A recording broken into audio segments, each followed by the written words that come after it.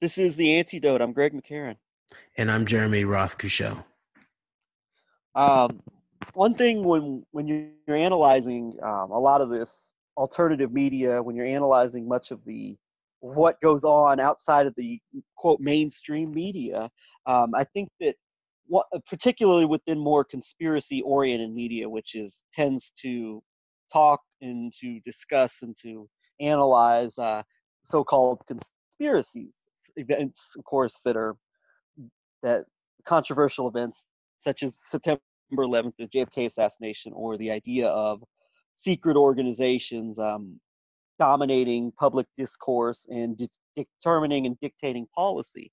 One of the things I think has been very prevalent throughout, I'd say at least certainly the modern history of what we call conspiracy culture, definitely at least going back to the um, days of McCarthy and the Red Scare. But even before that, when you look at the beginning of the Red Scare in the 20s and 30s, it was mainly a right wing oriented movement. Even though you had people at the time who may have identified as liberals or Democrats, by today's standards, they would be far right, I believe.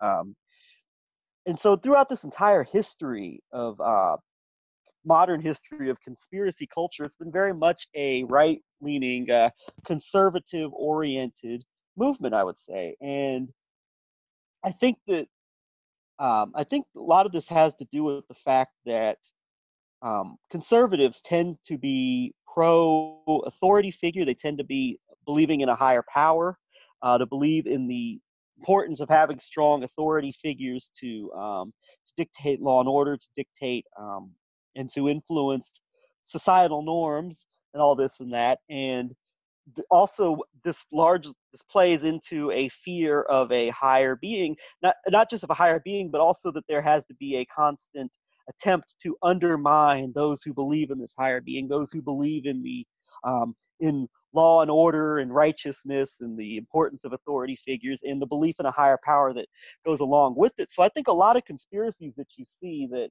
or much of the analysis you get of conspiracies and of many of these controversial events a perspective of a is from a very right wing conservative perspective, and that is opposed to quote the left, which I would believe is more traditionally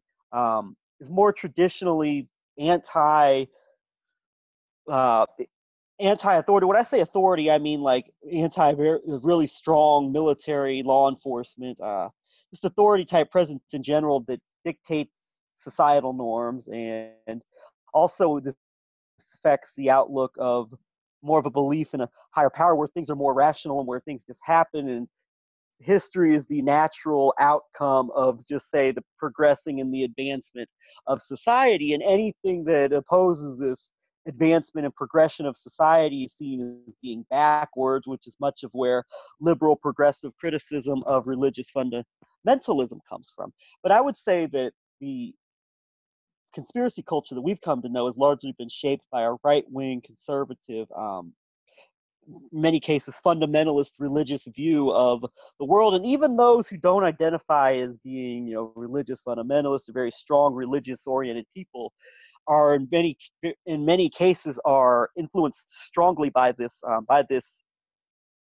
outlook, um, by this worldview that is inherent within this conspiracy culture. And I think that this has played a major role in selling Donald Trump to the people, because I think one thing that has to be taken into consideration is that you can identify something like the so-called culture wars as being I believe, is a false dialectic. It's just another way to trap people into an us versus them paradigm, where you have all these people that are connected to elite circles pushing this idea of a culture war and the idea of right versus left and right versus wrong and this and that.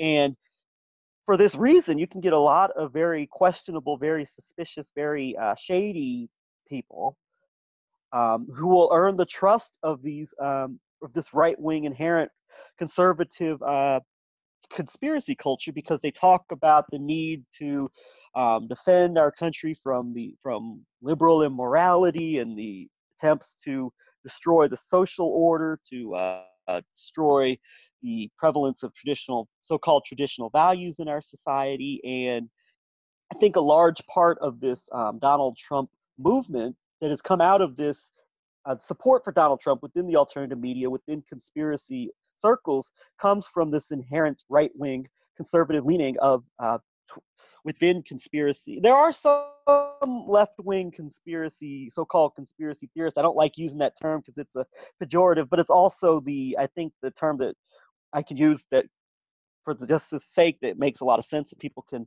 identify with. But there are some left wing conspiracy theorists out there, people who question a lot of the same things that these right wingers do, but they are, I believe, are the minority within conspiracy culture. Anyway, my point is that this inherent right wing bent of what we call conspiracy culture has, I think, very much for the reasons I've just stated, has played a major role in galvanizing people behind Donald Trump, and also um, in continuing to push a conservative-based resistance to to what is seen as the evils that are taking place in the world. And therefore, when you promote a right-wing type savior figure, people will fall for it much easier than they would otherwise. I guess that's the point I'm making here. I do think this is a important area to think through and to begin to try to analyze, especially if we're going to think about how do we gather ourselves into a politics that has a combination of a principled and pragmatic possibility to it. And especially just thinking through our context of we're both, from the United States, and it's a key player in global politics. And there's a very both unique but also common aspects to politics that can be looked at through an American lens. And I do think that a lot of the qualities that you brought into why is the conspiracy analysis culture has a tendency to come from the right in a way, I think is very relevant. And I think maybe what I would like to do is bring in a couple other possible frameworks for understanding maybe what the difference is in terms of moving from the right to the left and from the left back to the right in a political spectrum. And then also thinking about, so that may be a horizontal analysis, and then also maybe do a vertical analysis through introducing something like the idea of spiral dynamics, which is a sort of psychosocial, evolutionary psychology approach to understanding different value sets at different stages of both human culture and civilization, but also of the individual's approach to cognition and epistemology and morals and all of these types of things. So first, in thinking through the horizontal aspect, what is one of the main, and I think I've brought this up, well, maybe once before, but I've seen it described that a key difference for in terms of the rights in general, let's say the conservative perspective of the world versus the liberal perspective of the world, that I do think probably has some explanation for this issue about conspiracy culture coming from the right, is that the right or the conservative mind state has a tendency to give the responsibility for a person or a people's situation in the world as coming from the internal domain, coming from the internal psychological domain. So you can think about this as values voters, this type of thing, and the idea of pulling oneself up by one's bootstraps, the idea of the American ideal as every individual can make it if they have the internal fabric to be able to weather their environment, whether it's a social environment or a physical environment. And so in general, conservatives believe that the answer is to help the individual develop the internal qualities and skills, maybe psychological skills, maybe moral and religious qualities that could help them improve their own individual situation from the inside out. And in so doing, that they think that they, if enough individuals are empowered to with the right internal qualities, then that's how one makes social positive social change. On the left, or a liberal thought pattern, let's say, would be that individual situation is primarily patterned by the environment that they were either born into or that they find themselves in, uh, and that the best way to help improve someone's situation is to give them opportunities, either social opportunities, improve their social environment to help improve their physical environment, and that in so doing, you actually help the many. The individual is helped by helping the many by improving their generalized environment. So, and this, of course, is where you get lots of arguments about things such as the welfare state. What is the role of the government in terms of distributing material resources, these types of things. And it's pretty clear for anyone who looks at it very clearly that these are both of these explanations are true to a large extent. And let's think about that it is the case that in individuals' internal qualities can help them negotiate most every situation and improve themselves from the inside out. And it's clear there's been, the whole idea of the American dream can be proven out by individual stories of people who came up in poverty or who had massive amounts of difficulty or trauma or prejudice against them, and then they were able to succeed or excel or accomplish what they sought out to accomplish. So there's that. At the same time, you can also see a situation where if someone, for example, this really then plays into the larger global dynamics and the idea of foreign policy. But if someone is bombed, for example, when they're little, then it's very hard for their internal dynamics to help them out if they're dead or if they're completely maimed, or and if someone doesn't have the basics of clean air, clean, some type of water or food, it becomes very, very difficult to even if you had the strongest of internal dynamics and skills, that if enough is wrong in the external landscape, then it becomes maybe extremely difficult or even impossible in some circumstances, especially around physical harm, for that individual to further themselves.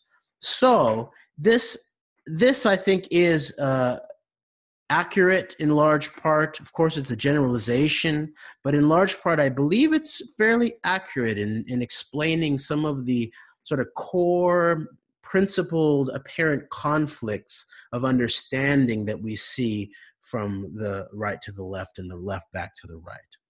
And so because the right understands things as driven by the internal landscape of the individual, it then makes sense that there would be a sense that what has gone wrong, let's say, and if you're looking at what's gone wrong with the world, it would be driven by the actions of individuals in relationship to other individuals. And so if you're thinking about the things that are negative or or immoral or criminal, then individuals acting in conjunction with other individuals in a negative fashion is the definition of conspiracy. So that becomes the logical starting place for a certain right-wing approach to politics that are trying to ameliorate our general social environment.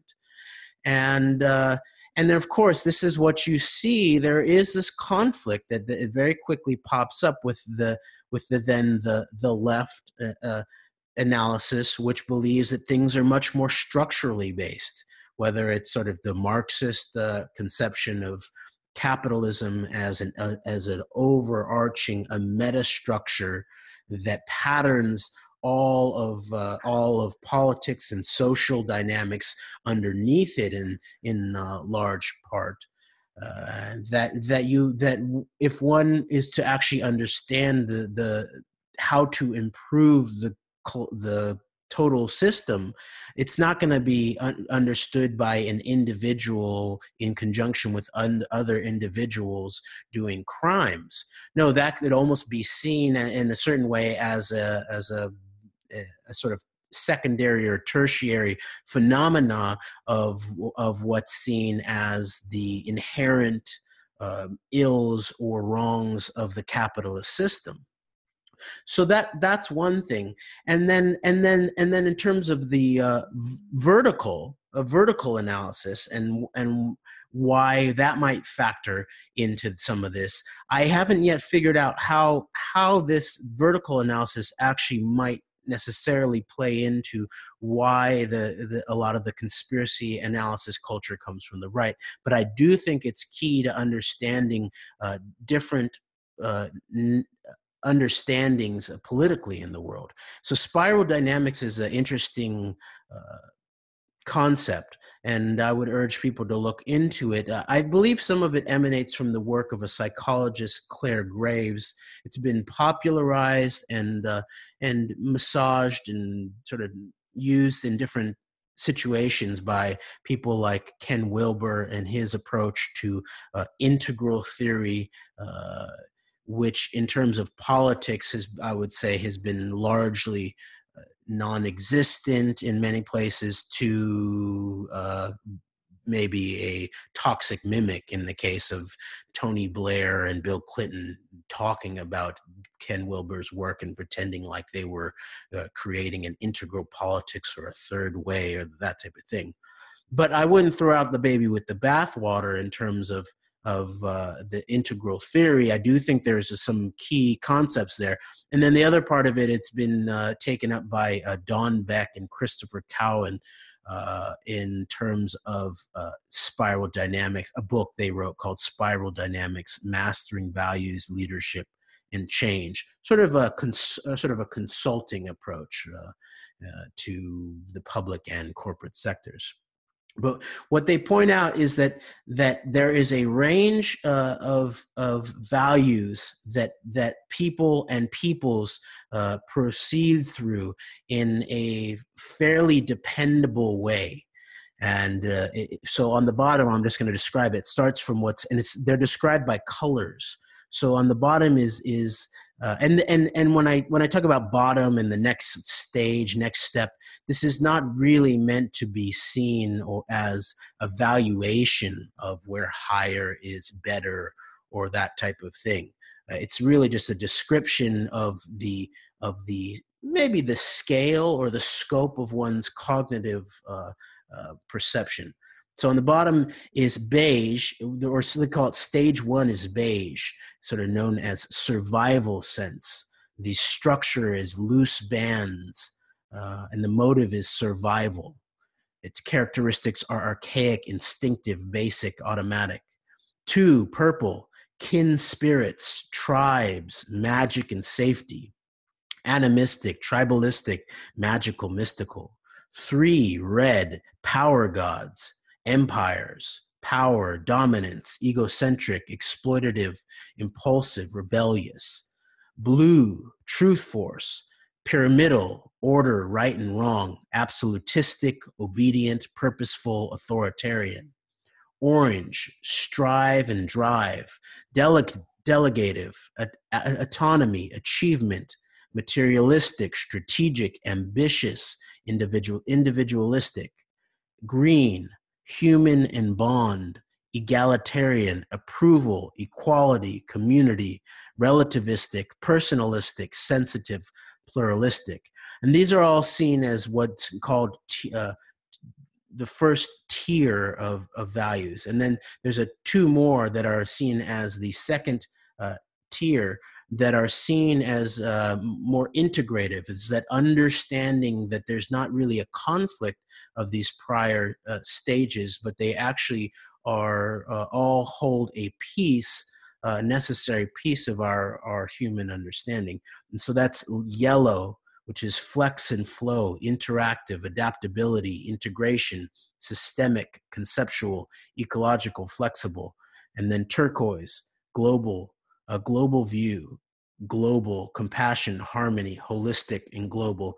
And of course, these adjectives that I was reading from this diagram about this concept, there is I get the sense that there's some type of valuation of some of these stages that maybe they're seen as negative or something like that.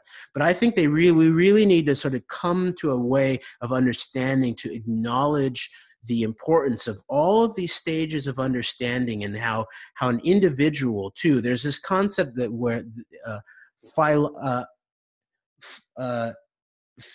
what's it called? Phylogeny recapitulates biology, I think it is. And it's the idea that the individual goes through the same process that the species does, in a way. And I think I got that phrase wrong, but people can figure that out. And so I think that is an important thing to understand, is that both as individuals and as societies, we go through stages. And you can easily see that just in terms of thinking through babies growing up, and they are able to then take care of themselves more, move, and then you get to higher and higher orders of understanding of intellect and emotional capabilities when you get older. So in thinking through these concepts, you can begin to see that there's these groupings at certain cognitive stages that would begin to really see the world in very different, distinct ways. And that some of these, for example, like blue, truth force, pyramidal, order, right and wrong, absolutistic, obedient, purposeful, authoritarian, would see that that if there were those in a hierarchy that was supposed to be seen as meritocratic in terms of leadership as proven by good deeds, or an ability to protect the total tribe in a way, they would see that individuals who stepped outside of that and who maybe corrupted the actual proper hierarchy would be a major threat to their sense of the what held their society together. And so I think you can see that there are, in general, the Republicans and the Democrats were sort of held together in a sort of a certain grouping of these cognitive stages. So in terms of understanding that, I think if we do that, then we can then begin to think through a way of really understanding where people are coming from, and then reintegrating what maybe we might call toxic mimics of some of these stages, such as maybe the way it might play out in some of the more toxic elements of conspiracy culture, where there's a certain an unwillingness or an inability to think through things structurally, or to imagine that things would just be fine if we just sort of got the right sort of white hats on white horses into the right spots, and everything would then just be hunky-dory. So those are some of my sort of more meta thoughts maybe about this, and I don't know if that's sort of taken us too far afield, but I think that this is a key understanding for us to get at, is to first of all understand why that people do have different concepts of the world, and so we shouldn't just throw babies out with bathwater in terms of if someone has a different way of looking at the world, but at the same time figuring out how we get to the root, the competent root of these cognitive stages, so that we don't get caught up in what are really toxic mimics or Piper epistemologies that take us off into dead ends and boxes to get caught in. Well, I'm glad you brought up the economic factors, as well as the idea of the individual versus the collective society, and the idea of the individual raising up themselves as opposed to a collective effort to raise society, because I think that is also a very major part of this equation that needs to be taken into consideration. So I'm glad you brought those up, because I didn't bring those up in my intro. And capitalizing on these various concepts that were just mentioned, and I got to say that both right and left are fall into these traps of accepting the established norm as the way it is. And I got to say, during the Bush administration, that was very, very prevalent within the right, is because, the right had the authority, and the right was in control of the institutions of power and the levers of power. We can trust them. And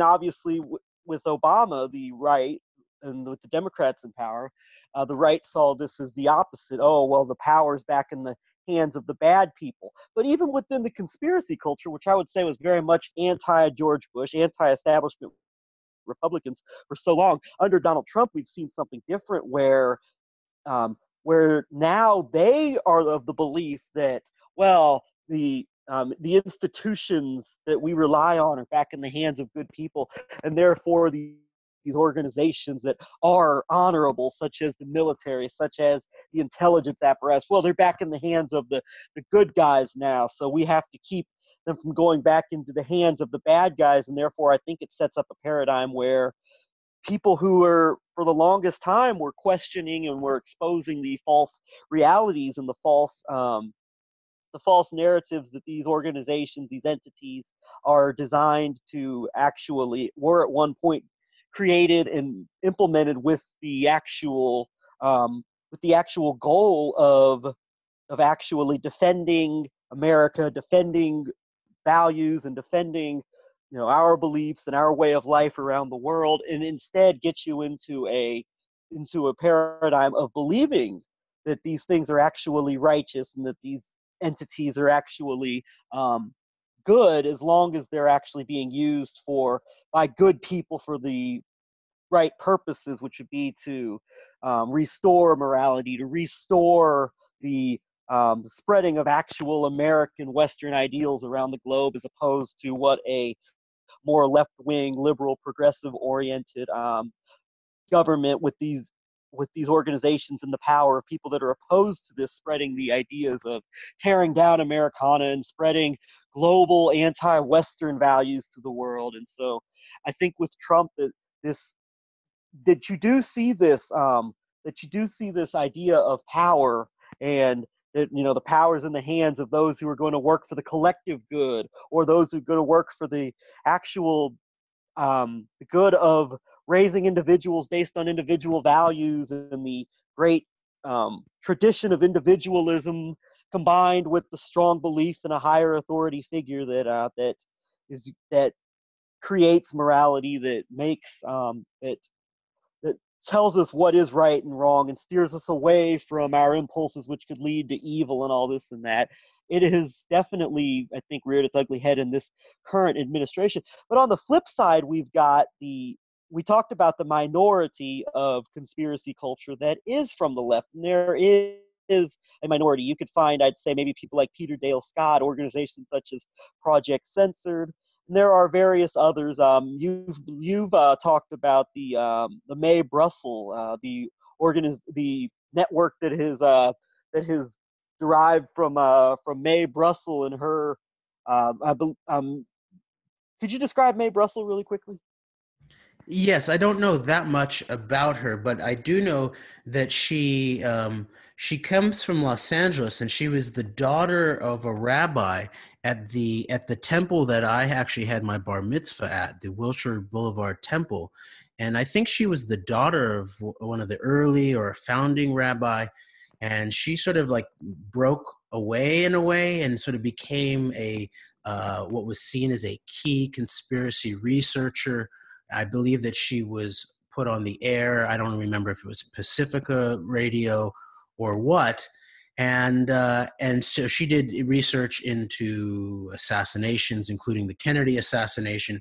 And so there's a whole series of next generation analysts who come out of that school. They're sometimes called the Brussels Sprouts, the Brussels Sprouts. Even Dave, who's the Dave Emery, Dave Emery. Dave Emery, John Judge. These are some Brussels sprouts. They have a tendency. What I've seen is they look to have missed key pieces of the September 11th and the War on Terror, and they seem to blank out a lot on the Zionist political role and Jewish power in general. And there's a lot of sort of maybe overemphasis on the Nazis and the importation of the Nazis, and so it's interesting to see the sort of the intellectual genetics of different groups of analysts, and sort of this one coming from the left, definitely, to see its see its strong points in certain ways. It was able, I believe, like when maybe an intense and a crude Marxism was the center of left politics in the 60s and 70s. Maybe the May Brussels and that school introduced other possibilities of thinking about what ultimately became to be termed deep politics by Peter Dale Scott. So that's what I know about that crew. Well, thanks for explaining that. But I do think that a lot of there is a portion of left oriented conspiracy culture that from May Brussels, as you mentioned, Dave Emery and John Judge, who's been involved in, I believe, in September 11th truth efforts over the years, people like that. And you also have to throw in, say, a James Petrus or a Michael Parenti, or even a David Ray Griffin as being more or less conspiracy analysts who come from the left. But I think that in general, when we talk about this idea of collectivism, the individual, and the idea of a strong belief in a higher power and authority figures, that where we get our morality from, versus a more humanistic, collectivist, global-minded worldview mentality. I think that when it comes to the left, that in many cases, that um, I think that with the left, you get this idea that well, this is the natural progression of society. The idea of um, wanting to move to things such as, say, government run or government single payer healthcare, the idea of more liberalized freedoms, more liberalized policies on various social matters, or the process of integrating with the rest of the globe into various organizations, like, say, the United Nations or the European Union or whatnot, and that this is the natural progression of society, and therefore those who are pushing back against this on the right, from the conspiracy rights to the establishment right, well, they're just trying to oppose the natural progression of societal advancement and progress because of their backwards beliefs and the ideas of traditional norms and the belief in authority figures and of the ever prevalent, ever present higher power, the higher being that opposes these natural progressions. And therefore the politicians, people like Obama, well, they really do represent an actual push to move society forward, to advance and progress this. You could throw Bernie Sanders into that category, but see, the problem is that they ultimately serve or they're compromised by the class of the capitalists, by the class of the elites that are the elite individualist capitalist society that is opposing this. And therefore, the real problems with society are not that there are these inherent false paradigms that people get trapped into that are set by, say, elite institutions, elite think tanks that very much create and create talking points, that create paradigms, that set in motion various events that are used to shape human events, shape human history, but rather that the real problem is that the pushback against the move to a more advanced, progressive society where we're all generally collectivized. And if the real mission of these organizations, such as of these organizations, the United Nations or whatnot, are the real actual pushing for these actual societal policies and um, implementing of these beliefs and these policies, if they were actually really implemented and really put into place, rather than this false fake capitalist spin on these events, on these policies, then we could have real true societal change. So therefore you get from, like, say, the Noam Chomsky, Amy Goodman line of thinking that, see, the real problem, you don't have to worry about so-called conspiracies, because the real conspiracy is that there is no conspiracy. This is a pushback against the actual progressing of society by forces that just want to keep us in the dark ages. Yes, and this inherent tension between a structural concept versus an individual concept, I think probably pops up both not only between the left and the right, but also within and amongst these different political camps in many ways. Because as you've laid out, there are clearly those on the left that are willing and able to do an analysis that includes the problem of conspiratorial action as part of the structural dynamics of their critique of modern capitalism, or whatever their sort of mode of analysis is. They can, whether it's like Parenti or Peter Dale Scott or James Petrus, like you pointed out, there are those who come clearly from a left perspective politically that are able to also see the importance of these conspiratorial functions as operating within a larger dynamic of structural dynamics, let's say. And and then of course on the other, in terms of the left, a key individual who is maybe not only key in terms of the actual structural dynamics of enforcing a certain anti-conspiratorial or an analysis of conspiratorial functions, but also representing it as an archetype, is someone like Noam Chomsky. And it's interesting because you can see it becomes very clear in a certain way in looking at his the way he presents his analysis of John F. Kennedy, and the way that he when he's really gets down to it and he's asked about whether there was a conspiracy to kill Kennedy, he really then says, who cares? Because he says that he sort of throws the thing away at some level, and in some way it can't actually have any structural implications. So he say whether it's the mafia, or as he says, or an angry lover, and the husband of an angry lover, or whoever it might be, it's not really that the individual, i.e. It's never Kennedy. the Mossad or the CIA, by the way. True. So there's also clearly some type of structural dishonesty there, in terms of not being willing to deal with the totality of the structural possibilities about who might have done it and why.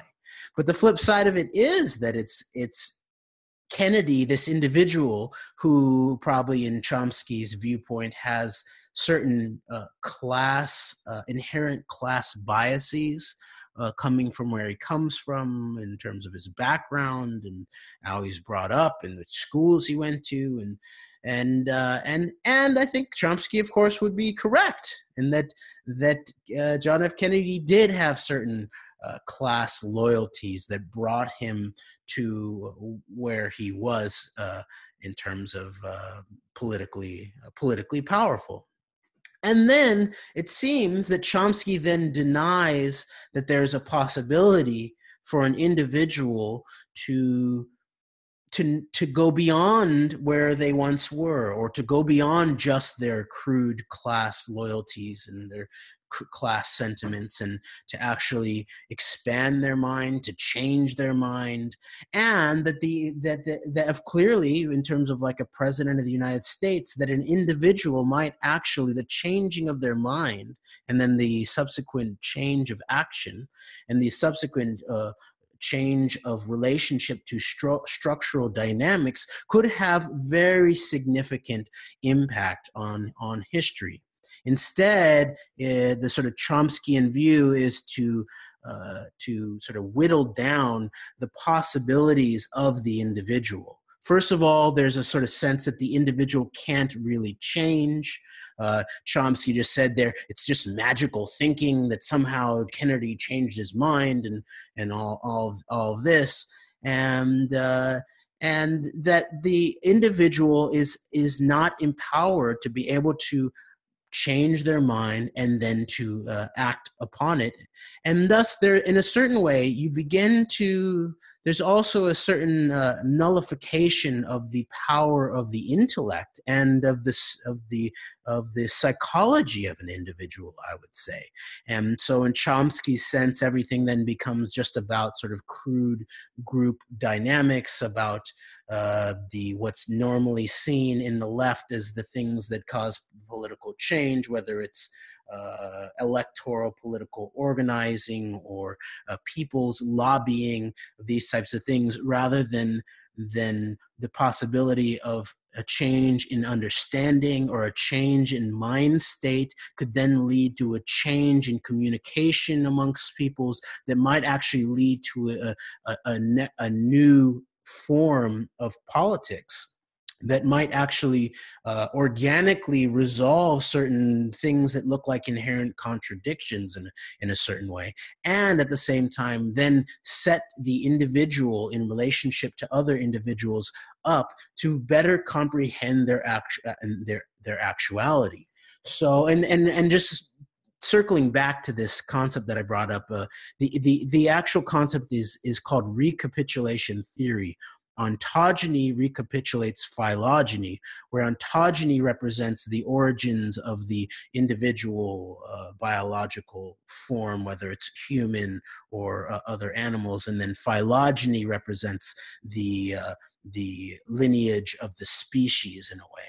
And so you can see that there's an either or sense for some people on the right or the left, where some might go completely with phylogeny. And I believe that this is where you can actually see that these camps exist both on the left and the right. Phylogeny is about species, your genetics. So in a certain way, you can see the new right, the alt-right, as being inherently about the idea of genetic identity, of racial identity as being the foundation of politics. That clearly is in that sort of phylogeny camp. And then there's still the sort of the classic conservatives who believe that it's down to the ontogeny, the individual, the where the individual wants to go after they get out of the womb in a certain way. And so this also exists on the left. But of course, these are, as I said before, these both operate in terms of both our individual and our collective realities. And then one last thing I just want to bring into the mix, and I'm not sure this is exactly related, but I think it's pertinent to understanding someone like who's a key controller like Chomsky in relationship to aspects of conspiracy analysis. And of course, Chomsky also not only attempts to maybe act as a sheepdog of a certain way to the left, of trying to control the discourse. Someone like Max Blumenthal is a very you can see him as carrying out the intellectual legacy of someone like Chomsky, where he's sort of trying to sort of shape the moving of flow of the left flock in terms of the way he's acted towards I would say Abby that a Martin. yeah, I would say that a good counterweight to that on quote the right currently would be somebody like an Ann Coulter, who's become very much like the anti-establishment conservative in the age of Trump. So I would say she might be a good counterweight to them on the so-called right. So Yes, and so Chomsky acts as both a sort of a sheep herder of some sort on the left, but then he also acts as a counterweight to the right. Of course, he went on Alex Jones's show, and Alex Jones immediately calls him New World Order pawn or tool. Even so, it's interesting that you then sort of see the way that these polarized examples play off of each other. But one thing that I've noticed about Chomsky that also is maybe a rejection of the populist notion of conspiratorial analysis, that it's especially in an age of the internet and where video is online and people can analyze, get direct comprehension of multiple data stream sources, whether so you can speak to different intelligences. Chomsky is obsessed with the written word, and he's all hyper obsessed with the written word that comes from government documents or the documents written by the you know the news of record, such as the New York Times. And over, Chomsky has ridiculed the people who look at videos, such as what's obvious to look at a few seconds of video and like my then 3-year-old son saying, why are those buildings turning to sand? But Chomsky ridicules that entire possibility of thinking about visual intelligence, of physical intuition, intelligence, analysis of audio and video, and in a day and age of internet, very populist forms of epistemologies. He relegates all of that as to just some type of sort of conspiratorial nutcases gone wild in a way. And that none of that can act as ways of knowing in the world. And so I think that that's also a part of it, is it's about modes of epistemology. And I, of course, think that the written word is very, very important, and it will continue to be very important.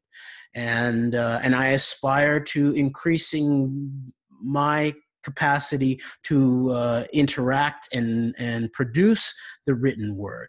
At the same time, I can see that it's in the internet age, it's clear that more and more multimedia and the ability to apprehension of how do you create meaning and knowledge out of multimedia is going to become more and more important also.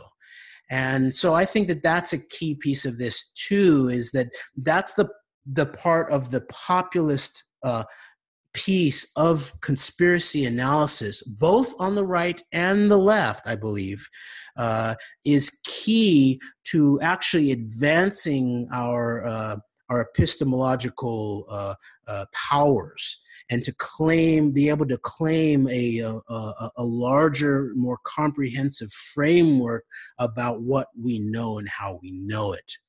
yes, yeah, and indeed, and I'm glad you brought this up, and I did kind of cut in a little bit here when you were mentioning the role of Max Blumenthal in bringing around someone like an Abby Martin, who comes from a more left-wing conspiracy background of focusing on conspiratorial type events, to a more or less more acceptable kind of a Marxist, far left Marxist type dialectic, where it's all just about class and race, and it's the structures of society, and it's the idea that that class and race, and that if we just simply had more efforts to just simply equalize people into that we would be a more equal society, and that all the evils in the world are caused by these structures that are in place that separate us and that keep some people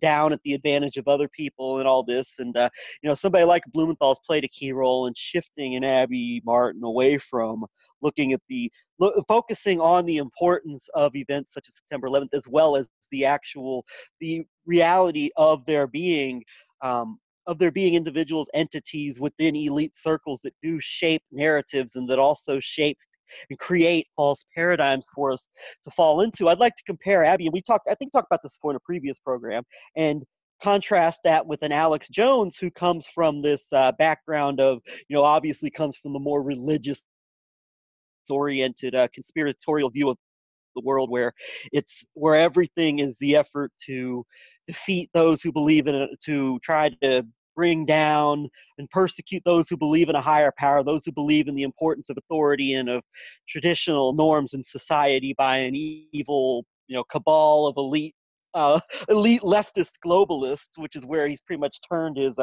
narrative into in recent years. But as a result of this, Alex Jones has been able to turn his audience from being anti-establishment into basically being pro-establishment by supporting the sitting president, by supporting the sitting government that is in place, because finally we have a government that is in place that actually represents us, that represents the people rather than the elite interests, and therefore we must support our government now that Donald Trump is president. And so I think when you look at somebody like Alex Jones, who has used the power of authority and of power of this whole idea of a higher power and of a conspiracy being implemented against those who want to keep society a certain way, that want to preserve certain things, and you contrast that to an Abby Martin who's very much been drawn into this Max Blumenthal, Noam Chomsky type of orbit paradigm, where you move away from an actual left understanding of elite conspiratorial type politics into this paradigm of, well, the real conspiracy is that we're not collectivist enough, and that the real answer to everything, to all of our problems, is mass collectivism and the actual destruction of what so-called societal norms. So I think you can find an interesting compare and contrast there, and I think it really helps to really bring full circle what we've been discussing here. Yes, and the irony and hypocrisy in terms of, definitely in terms of of something like Max Blumenthal's clear tension that he has and his desire to control things that are seen as too conspiratorial. You can see that in when someone asks him about the Parushim that Alison Weir had brought out into the public sphere a little bit more, which was a secret society, a Zionist secret society. And so that's then put into a box of anti-Semitic conspiracy theories, and we're not allowed to talk about that.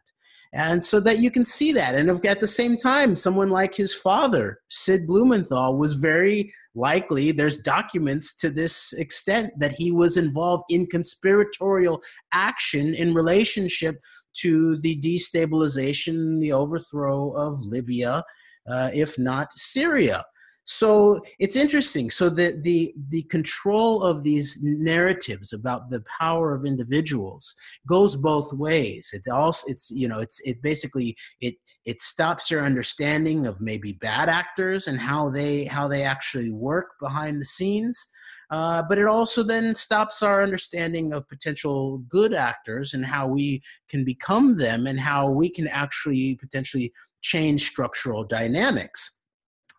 And of course, this is, like you said, this is sort of where the Alex Jones crew comes into this, an unwillingness to have serious structural conversations from anyone from Chomsky to Peter Joseph, who he then just sort of like labels as New World Order tools. And then the actual the serious disagreements and differences and possibilities of conversation across different understandings in the political spectrum, for example, capitalist, Marxist, this type of scenario, individualist, collectivist. These are then then use to stop our actual productive conversation.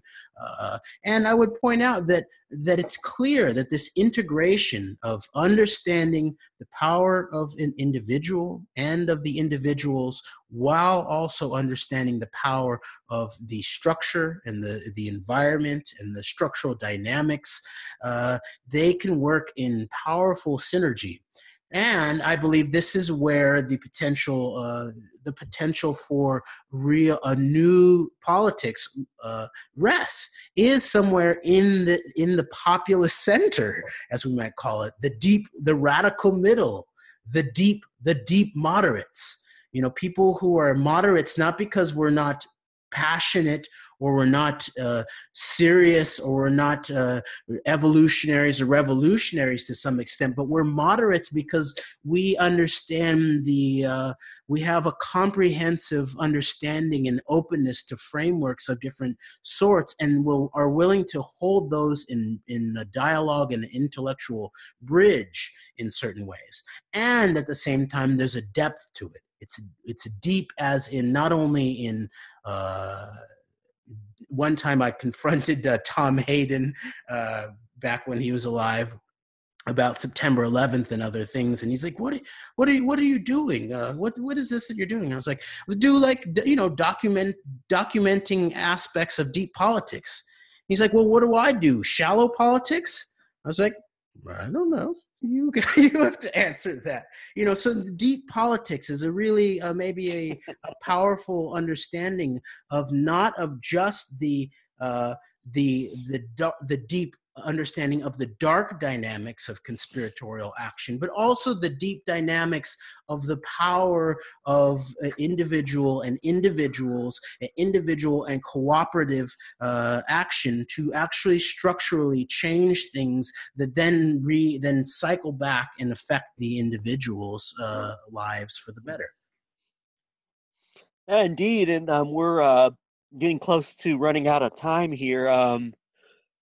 I think that, yeah, I think we've discussed a lot, and I hope that all this conversation here makes a lot of sense. But I think that we've got ultimately that both of these paradigms are very much used to manipulate and to steer people into supporting whatever side of the quote unquote elite coin that you want to that wants to be that is in power, that is taking power at this particular stage in time. And it's not to say that we have all the answers, but certainly there are a lot of basic, very well documented realities about the world that people who I believe are on either side of this whole, whatever side of the spectrum you fall on, whether you have a more progressive world, whether you have a more conservative ideological bent, there are very real, very well documented realities about the world that can and should be acknowledged by people on whatever side of this they face. And one of the major obstacles we have is to, I think, make make it a thing to discuss these realities and discuss them in a uncensored type of environment, uncensored format. Do you have any final thoughts before we sign off here?